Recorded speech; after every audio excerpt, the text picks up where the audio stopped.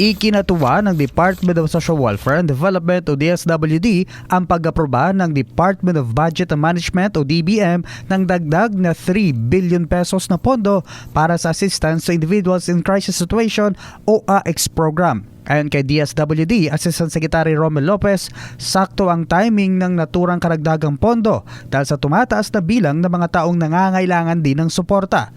Malaking tulong umano ang pondo para sa pagbibigay ng ayuda sa mga individual at pamilya sa natitirang buwan ng 2023. Sa pamamagitan ng AX program ay maaari makahingi ng tulong ang sinuman para sa medical, burial, transportation, educational, food at financial assistance mula sa DSWD. Unforeseen naman na disaster talaga kakailanganin ng response. Hindi naman natin pwede pong sabihin sa tao na wala na po tayong pondo. Hindi po. Kaya po sa tulong ng DBM pwede po tayong mag-replenish. Ang karagdagang pondo ay magiging sagot sa kakulangan ng budget ng DSWD para sa AX program.